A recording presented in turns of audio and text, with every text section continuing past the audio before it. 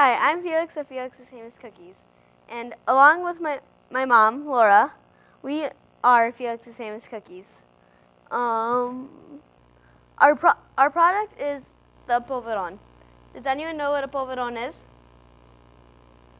So a polvoron is a light, flaky cookie that was a cookie that we say was almost made by Spaniards? Yeah, the Spaniards. Mm-hmm. And we always say to people, if your country was conquered by Spain, you have a version of this cookie. Exactly. So it's a really light, flaky, melt in your mouth cookie. Literally, it's supposed to just dissolve right in your mouth. So polvo in Spanish means powder. So that it's supposed to literally just disintegrate and turn into powder when you bite into it. And you'll definitely get a chance to do that later on. So let's talk about the market really quick and how this all came about, and what our value proposition is when we started this company. Before we get into the details of what kind of encouraged us and inspired us to go into there. So when we moved up here from Texas to Illinois, we were feeling really homesick. So Texas is not like Chicago. Like here in Chicago, it is very like southern Mexico. So whereas in Texas, it's northern Mexico, where it's a lot of flour tortillas, and we really don't eat corn that much. We don't put salsa verde on everything. It's just a really bland type of Mexican food. But there's one thing that was stay true, and that was the desserts. So I would go into the different bakeries within our area, which I would consider a highly populated Hispanic neighborhood, and they didn't have these cookies. I was like, well, what the heck is going on? So when we decided to actually launch this business, we started just doing some major research, like, what kind of bakeries had them? Yeah, what kind of bakeries had them? Did stores offer them? With the rise of Hispanic millennials in this country and their demand and want for traditional and cultural foods, we're like, there has to be a way. The stores, like your Targets, your Jewels, your Mariano's, they have to start, servicing this population because they have such a high buying power. But because we're like the next big thing. Yeah, that's what it is. Well, yeah, like the Hispanic millennials, I mean, by far, if your company is not looking out to serve this group coming up, you're missing something. You're missing out. Trust me, we've been through various workshops and just doing some research on it. Just look at these numbers. Yeah, and this is just next year. The $1 trillion, it's amazing. So anyways, as we were building our company, we were definitely taking notice to this, and it definitely was one of our, maybe we are onto something here. So let's go on to the next slide. So, as I said, with the rise of Hispanic millennials and their need and want, we knew that we had to come out with this product to market. But it was funny because as we were introducing our cookies out to people, it wasn't just people of Hispanic descent that were loving our cookies. After we won the Samuel Adams Brewing the American Dream Pitch competition, we got to head out. Oh, go ahead. That was we got to head out to New York for the finalist competition, and unfortunately we did lose that competition, but we still were able to meet more people and meet Chef David Burke, who is one of the judges. Yeah, and then what did he tell you? He said that these cookies were none like he had ever tasted, and that another person that was competing before us had they were serving it was salsa. Like a jalapeno jam, yeah. right? And he was saying that the sweet and spicy was really good, and that we should try to make a cookie he was like, out of that. Let's collaborate, because that would be an awesome, a habanero sweet cookie. And I'm like, we do not eat spicy food. And I'm like, yes, we should collaborate because you are a celebrity and we would love your feedback. But anyways, as David Burke said, he was like, this is the most delicious cookie I've ever had. And everybody's mouth dropped to the floor. So when we got off stage after presenting, we were like swarmed, like, we got to try your cookies. So that was really exciting to get that endorsement from him. So, y'all all met Felix. Felix is this child that has loved to sell every chance he can get. We would have garage sales, and he'd have his lemonade stand. Before people are out of their car, he'd run up to them and say, is there anything I can help you with? We have books, we have toys, we have clothes. What size do you need? Whatever you need, we have it. Come on, let me show you around here. And I'm like, Felix, get back. Like, let them get out of their car, please. You know, I'm like, he was just like on them like that salesman. But now I look at it and I'm like, you're either born with it or you're not. Because then we have like our other children where Alex is like, I'm not going to talk to anybody unless they talk to me first. You know, so we always say, Felix, he was a natural born entrepreneur. So like I said, when we moved from Texas to Illinois, it was in 2010. We had my mom come up to help us get our house settled, as any mother would, right? So she went in and she helped us unbox everything and, you know, put the kids' rooms together and all that good stuff. And she was with us on and off that entire summer. And the last day in Chicago, she was always on my laptop. Because she had just discovered Facebook and emailing. And as you can discover right here, you know, I'm like, you know, finally the furniture is here and it's starting to feel like home. And, you know, I'm thanking my mom. And, of course, in true Tony Balboa fashion, she's like, I'll send you my bill later. Just kidding. Yeah, right. So she was always on Facebook. I never thought anything of it. 2 weeks after that last stay with us, she suddenly passed away from a brain aneurysm. And next thing you know, I'm flying out to Houston because they're keeping my mom on life support. And I'm like, Mom, wake up, I just talked to you yesterday, you need to wake up. And unfortunately, it was her time to go. And I was so devastated. I was going through this awful, awful depression because my mom was a single mom. She worked so hard just to get us through college. My brother and I, like, lived our whole lives for her because she struggled so much. A woman in this big city by herself trying to raise 2 kids with no family around. And when she passed away, we had nothing. She was a teacher, you know, and God bless teachers because, you know, they work so hard. And when we got her retirement, we ended up taking that money. And where did we go, Felix? Oh, we went to Disney World. And I was like, you know what? Whatever you want. Buy whatever you want. We're going to go out to eat at great restaurants because this is how I can, you know, honor my mom's memory. Because she loved to spoil us. Gosh, her grandkids were her, as any grandmother, right? But her grandkids were her world. So little did we know, now we're in 2011. And Felix, what's happening at your school? So back in 2011, my school was having a craft fair. And as my mom said earlier, I was a born entrepreneur. So I wanted to sell something.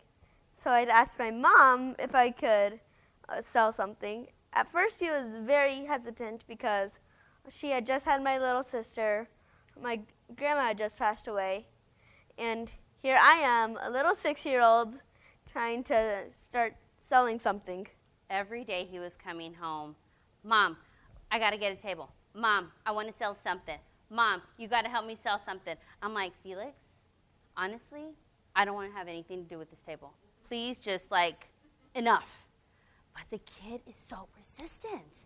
I mean, now I'm grateful he was persistent, but back then I wanted to wring his neck, you know, because I'm still struggling with the loss of my mom. And then, you know, maybe I was going through postpartum depression. I'm not exactly sure, but you know what I mean? Like, still waking up every 4 hours for the baby. I mean, she was still a newborn. And I was like, no, we're not going to do this. But I did give in. How did I give in? I had told her straight up, I'm not going to stop asking you until either this craft fair passes up or you say yes. Exactly. So I was like, okay, fine. I'm going to go online. I'm going to find something easy, fast, simple, like some kind of craft. Can I just buy it, stick it together, and we'll be done? So actually, I'm on my computer, moving around files, because I was actually a former event planner, so I was always saving things, like what can I do for my events on the cheap, right? And so I had a whole bunch of saved files. Well, lo and behold, I come across a file called recipe. Well, guess whose recipe it was? It was my mom's cookie recipe, and she saved it during that last stay. And I know that because if you ever go into a file and you look at it, hover it over it. Well, you could hover over it, or if you look at the date modified, it was during her last stay. So I was shocked. I remember sitting at the desk, and I'm feeling this rush of blood from my head down to my feet, and I'm like, what the heck? Like, Mom, like, why? I mean, as you can imagine, I'm like, why? When? Like, who? Like, when did this even happen? Well, my theory is she saved this and emailed it to someone because at the very bottom it says, call me with any questions. And so I tell Felix, like, you're never going to guess what I found. And when she finally told me, I was ecstatic because I only had these cookies once or twice a year for like 4 years. Yeah. So I love these cookies, and I wanted to share that joy with everybody else who would only get it once a year. Yeah, and he was like, that's it. That's what we got to sell. And but I was her, on the other hand, was like, do we have to? Almost like if the roles were kind of switched, where if she was the kid and I was the adult going to a store or something. And because I made these with my mom, and they're so labor intensive. It's like kneading, and then it rests, and then you knead again, because you really have to get that air in there to get that fluffiness. I'm like, oh, no. This is not what I had in mind. I was thinking like simple, easy, fast.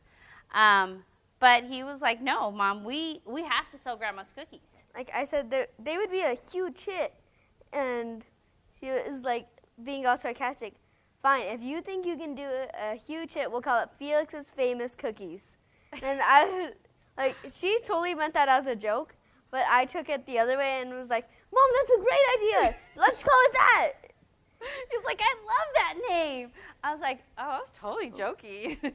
And so we did.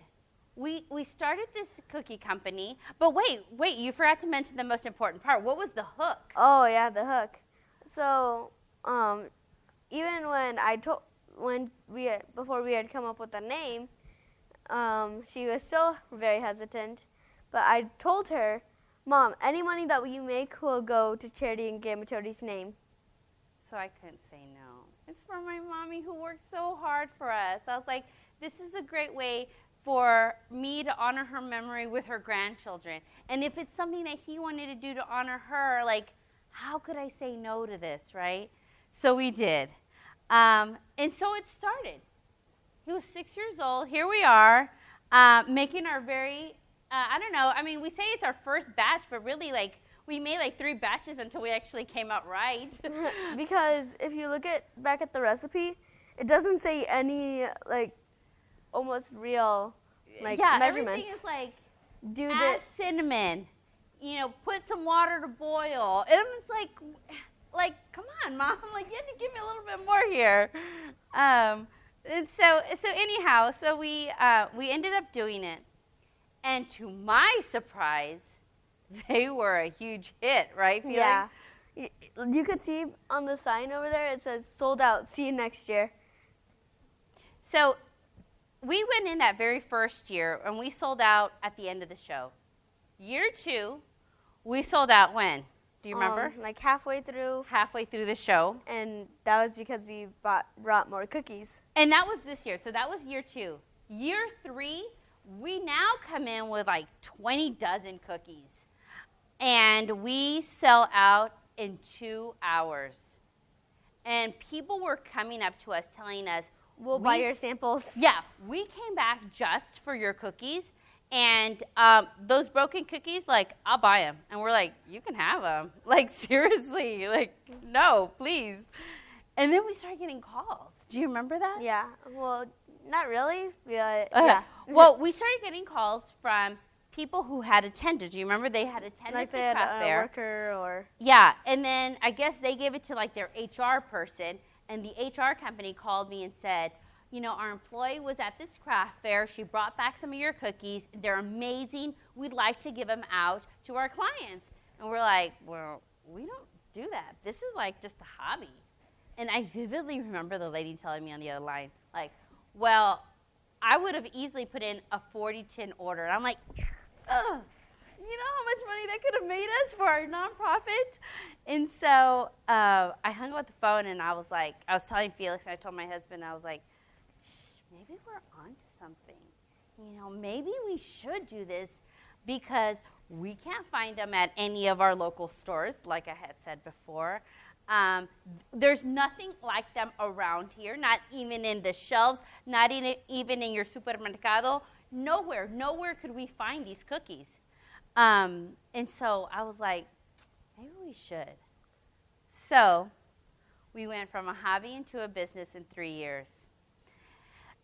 So we formed in 2014, and we launched our company. Yeah, we launched our company, and in December, our website started, and then so did our retail store. Exactly. So within 4 months after launching our website, we were on store shelves. And with social media, it kind of went like, psh, we were not expecting. This was just like, ay, mijito, you know, let's just sell Grandma's cookies and we'll donate it to charity in Grandma Tony's name. We were not expecting for it to move as fast as it did. But that's just going to prove that Grandma was looking over us. So let's go over to that next slide. Do you want to talk about that one? Okay, so in our 2 years that we've been LLC, we have helped over 30 charities, and these are just a few of them. So we have Wounded Warriors, Feed My Starving Children, Gamerosity, Museum of Mexican Art, St. Jude's, Synopsis House. And that's just a few. Yeah. I mean, our donations went to like $50 to just yesterday we did one close to $500 in 2 weeks. Is that Gamerosity? That was Gamerosity. Gamerosity was definitely one of our most favorite ones. They provide iPads and headphones to kids going through chemotherapy to help them as they're, as they're transitioning, hopefully, right, to going into being a cancer survivor. And soon we're going to be going out and delivering someone their hero package. So that's really, really exciting. So let's talk about some of our highlights. So we went December 2014. We launched the company on the website. And then in March. Wait, hold on. Oh. So February we're on store shelves. So now we're in 2015. Now we're in May. Oh, yeah. Okay, so how many months? I think it was like 5 months, Mom, maybe. This is March. No, this is in May. Okay. Yeah, this is in May. This is in May. So on the whim, we're talking to a barbecue restaurant owner.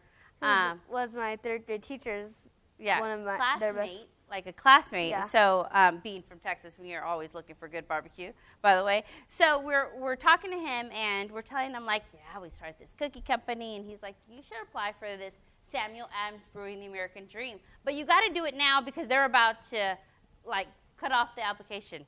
So literally, we fill it out. We get a call back next week. And before you know it, we win in Chicago. Do you remember how exciting that was?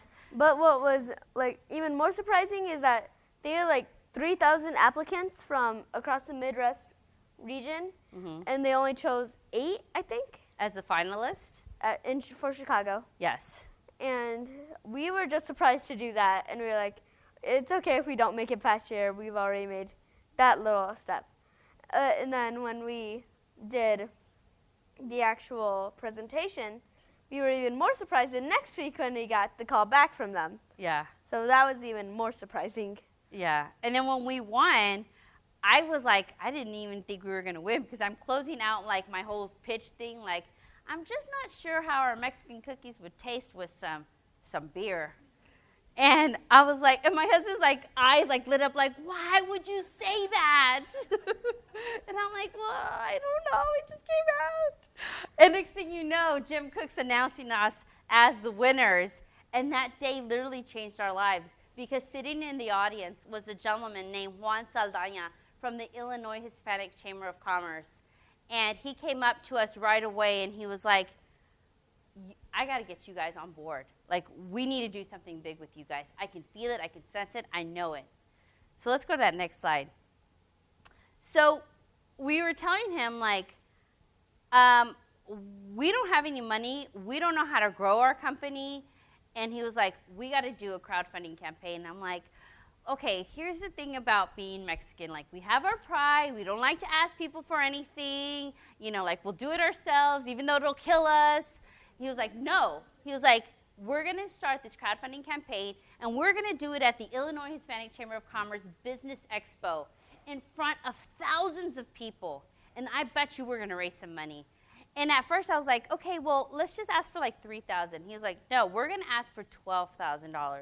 I was like, I don't know about that. But how much did we end up raising? We ended up raising $15,000 after, like, we raised $12,000 at the fair itself, and then we got another $3,000 as, like, another week or two passed after the event. I mean, it was crazy. That event was literally a game changer for us. It really changed our lives as a business. So we went from just this small little cookie company to all of a sudden we exploded. Felix was introduced as the youngest Hispanic CEO at that event. And before you know it, let's go to that next slide. Oh, the other way. We were all over the media. We were on Windy City Live the next day. The White Sox had us out on the field doing all kinds of parades with them. I mean, Univision, Telemundo, ABC, NBC, Fox. Everybody was calling us. Fox News. I mean, like, this was all in the span of like 2 weeks. Like, people were just calling us and talking to us, and then it just kind of never slowed down. It finally did slow down because right after the event, you went straight into Hispanic Heritage Month, so that's when you saw us on WGN. That was a really great piece, by the way. But with all that publicity came a whole lot of orders. And well, guess what? We were working at a shared kitchen.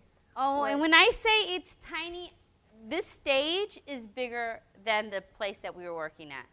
I mean, it's like a table, and then you walk around the table. There's the oven. There's like, you know, your gas rotating oven. Then you had a little stove. And then you have a broiler over Yeah, there. I mean, I'm telling you, it was like super cramped, tiny. And then you have to sign up, like, because you can only rent it for blocks of 4 hours. So everybody was expecting us to, like, you know, move and go into stores and do all this great stuff. But I could only sell what I made in the time that I was allowed.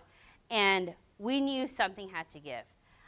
We started talking to people, and people were promising us to move into these different locations, which I'm going to get to in a minute.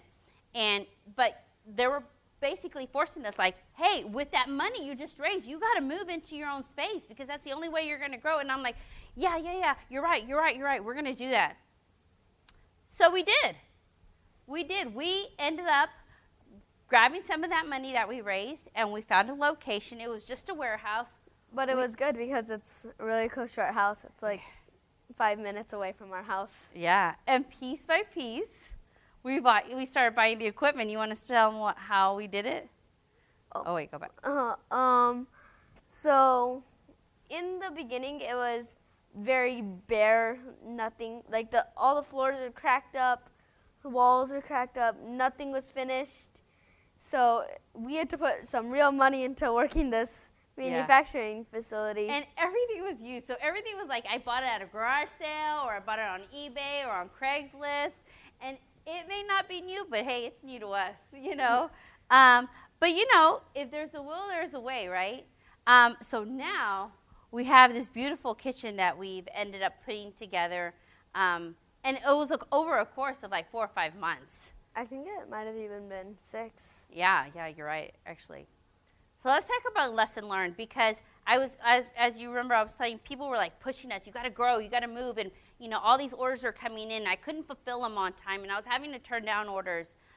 So we teamed up with this company called Black Rhino. Well, we're not going to go out there, but so we teamed up with this company, and they were promising all this stuff. We're going to take you all the way. You are going to be the next famous Amos. They're saying all the right words, and we're like glossy-eyed. We're like, okay, yes, we'd love to do it. Well, guess what? Every time I turned around, they were calling me and asking me for more money. $3,000 here, $3,000 there. Don't forget your $1,000 check. And, when you come to your meeting, don't forget you owe me $500. So every time I turned around, I was writing them another check. And they're like, every time I kept asking about those deliverables that they promised me, there was always an excuse. Oh, my gosh. At one point, I decided not to pay my mortgage, to pay them, because I kept waiting for that big deal to come through. And everything kept getting postponed, or they canceled the meeting, or they're out of town, or I was sick. And all of a sudden, I'm out those $15,000. I'm done. I'm like, I don't know what I'm going to do. But you know what? I come back and I look at that, and I'm out that money, but that's okay, because I learned. I didn't do my due diligence. I did not research them. I did not ask for references. I did not do a lot of things that now you come to my door and you want to do business with me, you better believe I'm going to ask you like 50,000 questions. I'm going to check everybody. I'm going to call your bank. I'm going to call everybody.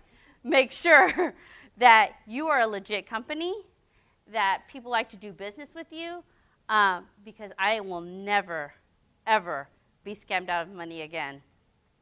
But it's a lesson learned, right? And I'm glad I would have liked to have that lesson now, than when I'm $1 million company and I just lost millions of dollars. So you want to tell them the good news of all of this? So the good news out of all of this, that one of their events that they did was one of the people from, I think he's the grandson of Goya Foods. Are y'all familiar with Goya Foods? So Goya is a very predominant Hispanic manufacturer of foods. They do everything. They do beans, they do bananas, they do everything. They are like a staple in the Hispanic consumer grocery market, yes. So and then one of their grandkids or children branched out and did an equity firm. And it's a private equity company, and they launched the Accelerator program.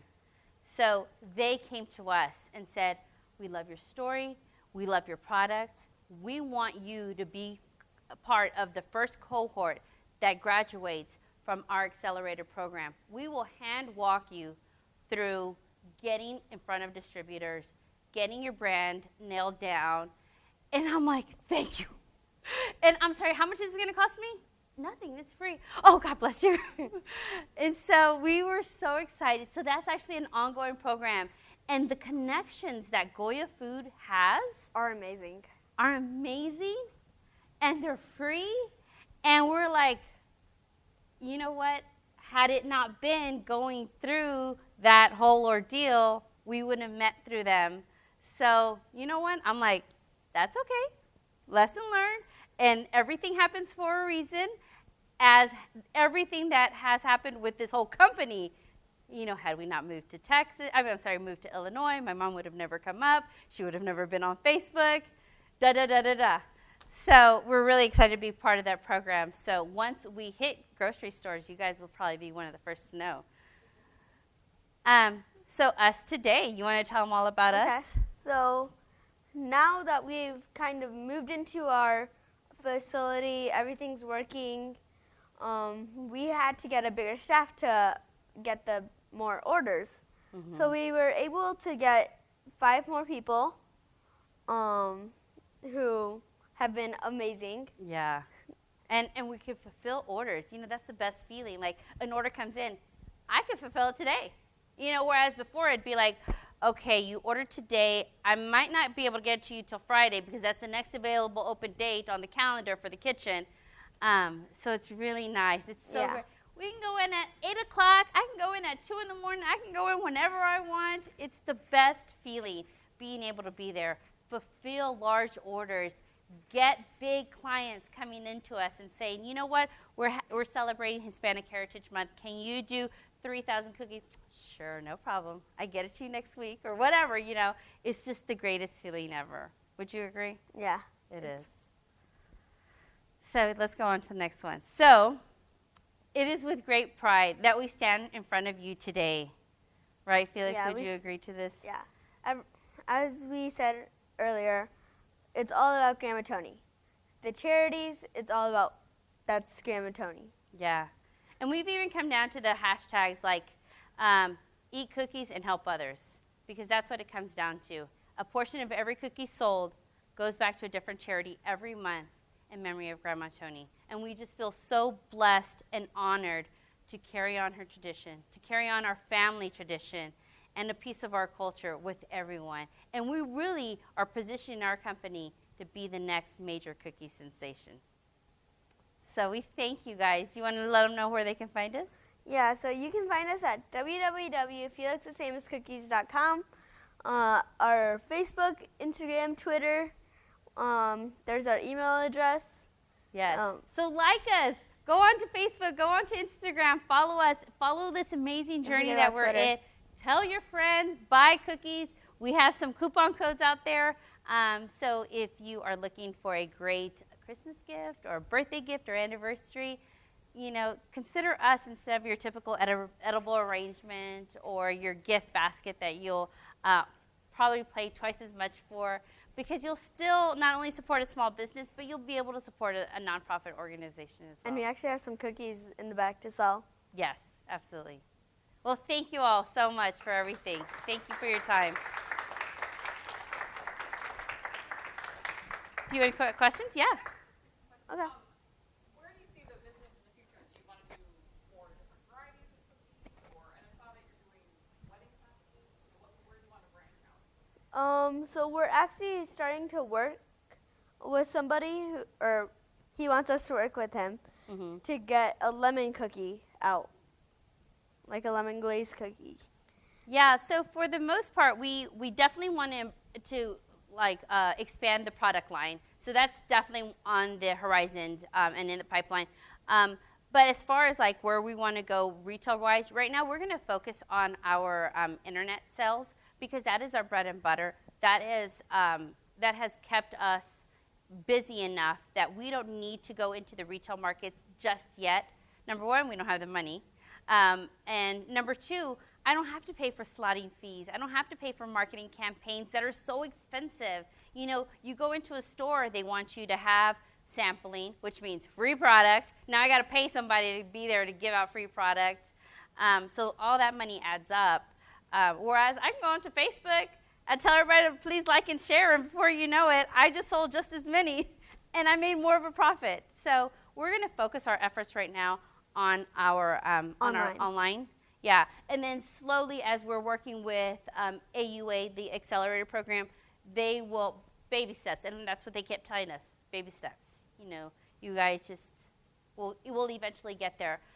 But to get into your big stores, you have to have serious money and financial backing behind you. So we're working towards that goal. So right now we're looking here, and hopefully within 5 years we will be at a regional, if not national, distribution level. Is anybody? Yes, sir. What's been your biggest order? Our biggest order. Monterey Securities? I think it's either them or O'Hare.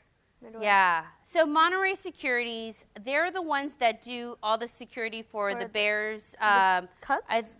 The Cubs. Yeah, they Notre do Dame. Navy Pier. They're doing Notre Dame and... they did some Minnesota Vikings. I think they just won the contract over there. They're very generous to us. Juan Gaetan is actually... we were able to meet him through the Hispanic Chamber of Commerce. So get involved with your chamber, because it is so critical. Those people you don't know who they know. We actually did an event with the chamber last weekend. Yeah, we sure did. Or no, it was Thursday. So when they place a corporate order, they place a large corporate order. Yes.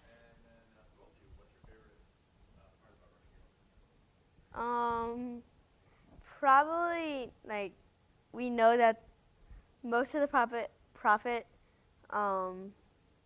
like we know where it's headed. We know what we're doing with it. Like if you're working for someone, you don't know, like where's that money going? It could be going off for the boss's own expenses, but at least we know what we're doing with the money. And mine is definitely talking about my mom every single day. I mean, like I said, as you can imagine, I loved my mom, and everything I did was for my mom.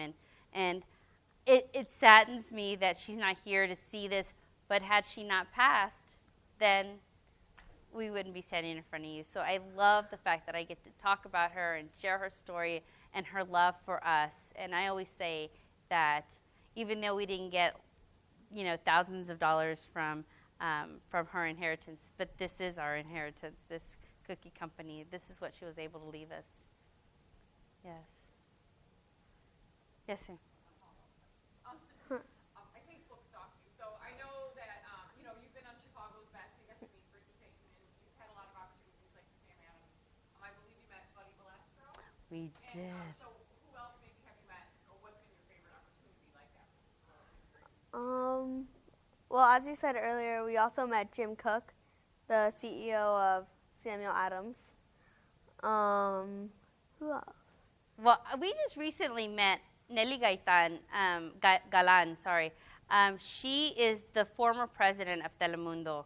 And so she's really like pro-Latina, like just so inspiring. She's like, you can do, if you put your mind to it, you're going to do it. Like she talked about like vision boards and, how I was like dirt poor and everybody thought I was living this lavish life. I'm like, that was me, And so we just recently met her and she got to sign a book for us. And I was just like so amazed that she was like, I want to talk to you too because I think there's something here. So I'm really excited about that. So that's definitely one of the neatest things. But when he met Buddy, the cake boss, I was like crying like a baby.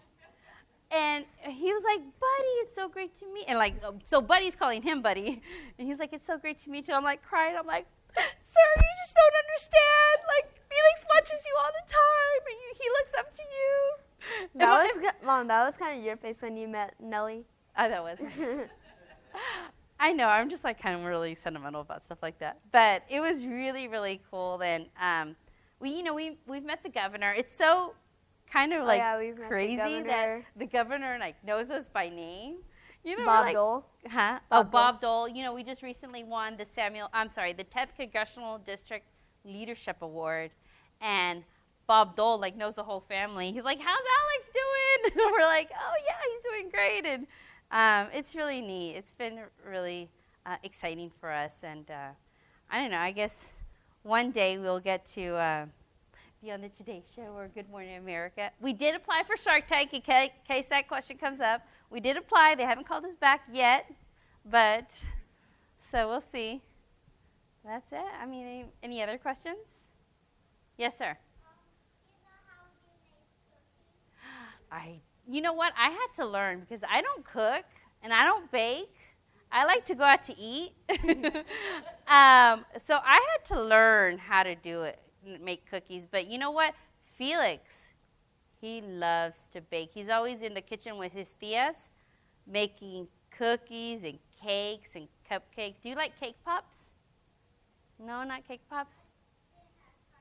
You haven't tried one? You got to try a cake pop. Tell your dad to take you to Starbucks. They have really good cake pops there. But yeah, he makes a lot. Do you know what buñuelos are? Oh, you got to try buñuelos.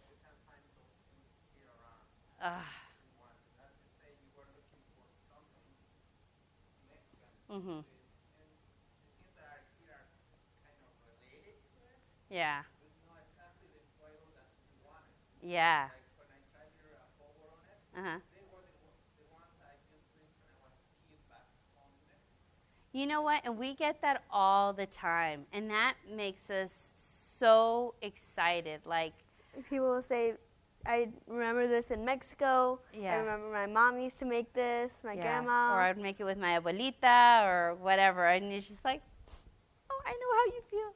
I actually, before I married my husband, we were still dating, I made these cookies for him in little heart shapes, and I gave some to like him and his mom and his grandma. And I remember that his aunt called me, and she was like, oh my God, these are amazing. And I hung up the phone, and I told my mom, I'm so in. And so, and 3 years later, I'm in. And so I'm telling you, people tell us that all the time, that it takes them back. There was actually a bakery in, is it on 26th Street? I don't know. I think it was It's called Etnopan. It was on 26th Street. Don't quote me on that. I think it is.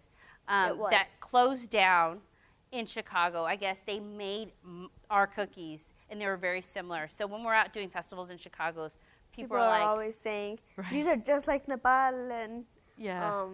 You guys should come and open in Chicago. I'm like, I can't afford Chicago. I barely afford Mundelein. So they keep telling us, you got to come out to Chicago more often. So it's been really, Chicago has been so amazing to us. And we keep going back doing different festivals just to help get the word out there and tell people, go onto our website, order online. So that's the only thing that we have noticed, that Latinos don't, order online. But as the Hispanic millennials go on, they're getting a little bit more tech savvy. The new generations. Yeah, the new generations. We're noticing that they're getting a little bit more tech savvy. They're all over Snapchat. They're all over Facebook. And so we're really excited about that.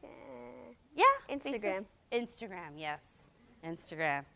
And Snapchat. We keep getting pressure to get Snapchat. I'm like, oh, I just learned Instagram. Don't make me learn another one. Yeah. Any other questions? Do you have a question back there? Oh, okay. All right. Well, thank y'all so much again. All right. Y'all take care. Thank you. Enjoy cookies.